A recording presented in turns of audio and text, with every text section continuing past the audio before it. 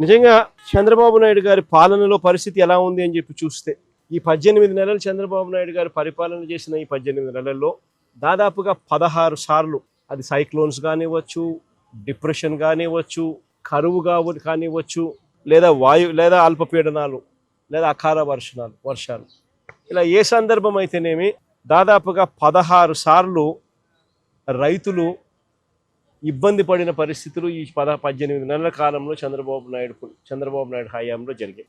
ఈ 18 నెలలుగా దాదాపుగా 16 సార్లు రైతులు ఇబ్బంది పడ్డ పరిస్థితులు ఎదురైనాయి. నేను అక్కడే అడుగుతా ఉన్నా, ఈ 18 నెలలుగా కనీసం ఏ రైతుకైనా ఒక్కసారైనా ఇన్పుట్ సబ్సిడీ అన్నా ఇచ్చారా అని అడుగుతా.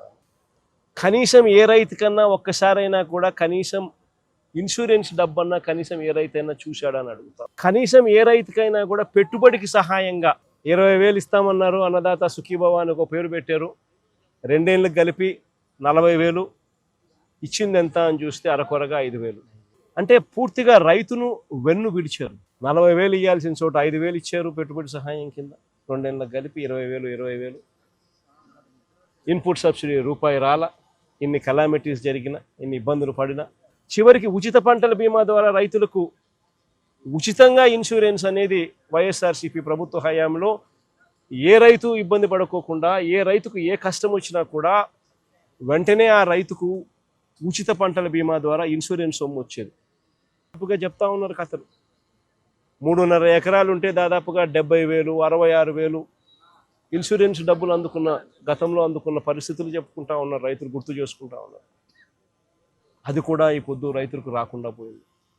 చివరికి ఎరువులు కూడా బ్లాక్లో రైతులు కొనుక్కోవాల్సిన అధ్వానమైన పరిస్థితిలోకి ఈరోజు రైతు వెళ్ళిపోయింది. 263 రూపాయలకు దొరకాల్సిన ఎరువు యూరియా ఏకంగా 500 రూపాయలకు, 600 రూపాయలు అన్నైతే 600 రూపాయలకు కూడా కొనుక్కున్నాడు. అవసరాన్ని బట్టి బ్లాక్లో విచ్చలవిడిగా అమ్ముతా ఉన్నారు. పంట అమ్ముదాము అని చెప్పి చూస్తే ఇన్ని నష్టాలకు ఊర్చి రైతు కష్టపడి పంట పండిస్తే పంట అమ్మాలని చూస్తే ఆ పంట గిట్టుబాటు ధరలు రాని పరిస్థితి.